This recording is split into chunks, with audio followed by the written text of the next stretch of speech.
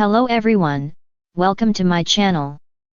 Please subscribe and keep watching more details. General Hospital Recap, Monday, April 1st. Sunny pushes for new Jason charges, Anna fights back with Cyrus threat. General Hospital GH spoilers recap for Monday, April 1st, reveals that Sunny Corinthos Maurice Bernard found Dante Falconeri Dominic Zamprogna walking around with a nurse at GH, so he was glad to see his son was doing better. Once Dante was back in bed, he told Sunny the story of what really happened on the pier and defended Jason Morgan Steve Burton. Sunny admitted he talked to Jason himself and found out he was an FBI informant. Although Dante thought Sunny should hear the whole story instead of throwing away the friendship, Sunny acted like Jason just wasn't the same guy anymore. After Jason showed up at Elizabeth Baldwin's Rebecca Herbst door, Aidan Weber Enzo de Angelis let him in. Liz appeared and talked to Jason about being head nurse now, so he congratulated her, though he was sorry to hear about the loss of Epiphany Johnson Sonia Eddy. Jake Weber Hudson West eventually came downstairs and demanded answers from Jason, who couldn't say much other than he got into some trouble and had to take a job that he didn't want. If Jason could have gotten in touch to reveal he was alive, he would have. Jason asked Jake to believe him, but Jake acted like Jason shouldn't pretend he knew him or that he cared. Once Jason decided he should go, Elizabeth stepped to the doorway with him. Although Liz didn't blame Jake for his valid feelings since she had questions too, she was also glad to see Jason alive. Jason thought it was good that Jake wasn't afraid to speak his mind, but Liz hinted that he was a scared teen under the surface and that he was mostly worried about losing his father. After Jason was gone, Jake asked Elizabeth if she knew Jason was alive and didn't tell him. Liz assured Jake that she didn't know and gave him a safe space to open up about his feelings. Jake basically admitted he felt guilty for thinking it was easier when Jason was deceased, but Liz pointed out that Jason didn't lie or make up stories. Jason still cared about Jake, so Elizabeth felt he would keep showing up and trying to get through to him. At the Invader, Alexis Davis Nancy Lee Gran bickered with Adrian DeWitt Dieterich Gray the gossip columnist before Diane Miller Carolyn Hennessy interrupted with big news. In a private conversation, Diane gave Alexis updates on Neil Byrne Joe Flanagan having another older brother named Fergus Byrne, who had to recuse himself from the committee in charge of deciding on Alexis' disbarment. Since Fergus' law partner replaced him, Diane thought all this was shady and would help them get the disbarment overturned. Alexis admitted Molly Lansing Davis Kristen Vaganos had concerns about her drinking again if she went down this road, but Diane offered a pep talk. After Alexis argued with Adrian again, she pushed Diane to do her thing and get her out of there. At Deception, Natalia Ramirez Eva LaRue barged in before Blaze aka Allison Rogers Jacqueline Grace Lopez could sign a contract as the new face of Deception. That derailed Maxie Jones Kirsten Storms, Brooke Lynn Quartermain Amanda Sutton and Lucy Coe Lynn Herring attempt to lock Blaze in since Natalia had some issues with terms. Natalia didn't like the idea of Blaze being presented as edgy since that word had negative connotations.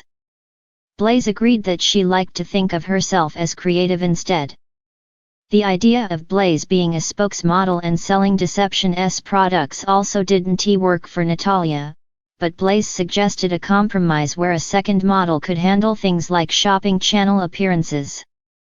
Once Lucy gave her approval and Blaze's contract was signed, Natalia asked for the Deception team's word that Blaze's private life would remain private. Maxie asked if that's what Blaze wanted, so Blaze backed Natalia up. In Anna Devane's Finola Hughes' office, she spoke to Detective Bennett Kendrick Cross about a new candidate for the police academy since he was an instructor there. Anna explained that Dex Heller Evanhofer was ex-military and that she was giving him some extra time to study for the written exam. Once Anna revealed that Sunny was Dex's former employer, Detective Bennett seemed skeptical about this PCPD addition. Bennett was also confused since Anna previously seemed to have a soft spot for Sunny, but Anna made it clear that wasn't the case anymore and that Dex could be a big asset against organized crime. Afterward, Sunny dropped by to speak with Anna about Dante's recovery and ask what other charges might be brought against Jason since he was still on the rooftop that night. Anna acted like Sunny had some nerve asking that when Jason clearly saved his life up there. This was an FBI case now, but Anna pointed out she could still go after Sunny for beating up Cyrus Renault Jeff Kober. Sunny was taken aback over Anna's sudden change of attitude toward him, but she was done letting the past cloud her judgment and wasn't going to let things slide anymore. Anna ultimately ordered Sunny out of her office. When Jason visited Dante in the hospital, Dante thanked him for saving his life with the pressure bandage and 911 call. Jason thought it was his fault Dante was on the pier in the first place, so Dante joked about taking back his gratitude. Dante eventually brought up Sunny's conversation with Jason since he knew Jason was an FBI informant. Jason promised Dante that he wasn't helping to take down Sunny, but he couldn't get into the details. All Jason could say was that the leverage gave him no choice and that he'd do whatever he could to make sure Sunny stayed safe. General Hospital spoilers say Sunny's issues with Jason will lead to more trouble, so we'll pass along predictions on all the chaos ahead. Title: General Hospital Recap, Monday, April 1. Sunny pushes for new Jason charges, Anna fights back with Cyrus' threat. In the pulsating heart of Port Charles, emotions run high as the drama unfolds at General Hospital.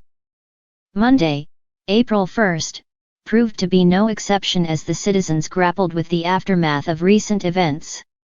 The day dawned with a palpable tension, thick as the morning fog rolling in from the docks. Sunny Corinthos, the formidable mob boss, paced the halls of General Hospital with an air of determination. His dark eyes simmered with barely contained fury as he consulted with his loyal attorney, Diane Miller. Jason Morgan must pay for what he's done, Sunny growled, his voice a low rumble that reverberated through the corridors. Diane, ever the voice of reason, attempted to temper his ire. Sunny, you know pressing charges against Jason will only escalate things further. But Sunny was unyielding. His mind was a fortress of resolve, impervious to dissent. I won't rest until justice is served, he declared, his jaw clenched in defiance. Meanwhile, across town, Anna Devane, the indomitable WSB agent, engaged in a battle of wits with the nefarious Cyrus Renault. With her steely gaze and razor-sharp intellect, Anna confronted Cyrus in his opulent office, her presence a stark contrast to the shadowy figures that lurked in the corners. You've underestimated me, Cyrus, Anna asserted, her voice a symphony of confidence and command. I know what you're up to, and I won't let you get away with it. Cyrus, ever the master manipulator, met her gaze with a smirk that sent shivers down her spine. You can't touch me, Devane, he countered, his tone dripping with malice. I have friends in high places. But Anna was undeterred. With a swift flick of her wrist, she produced a dossier thick with incriminating evidence, each page a damning indictment of Cyrus's illicit activities. But Cyrus, ever the master of manipulation, remained unfazed. With a calculated smirk, he leaned back in his chair, his eyes glinting with a dangerous glimmer. You may have your evidence, Devane, he conceded, his voice a sinister whisper. But I have something far more valuable leverage. And with those words, the balance of power shifted once again, casting a long shadow over the citizens of Port Charles as they grappled with the consequences of their choices. As the day drew to a close, the residents of Port Charles found themselves at a crossroads, their fates intertwined in a web of intrigue and betrayal. And as the sun dipped below the horizon, casting long shadows across the city, they knew that the days ahead would be fraught with danger and uncertainty. But amidst the chaos and uncertainty, one thing remained constant: the resilience of the human spirit, and the enduring belief that, no matter the odds, justice would prevail in the end.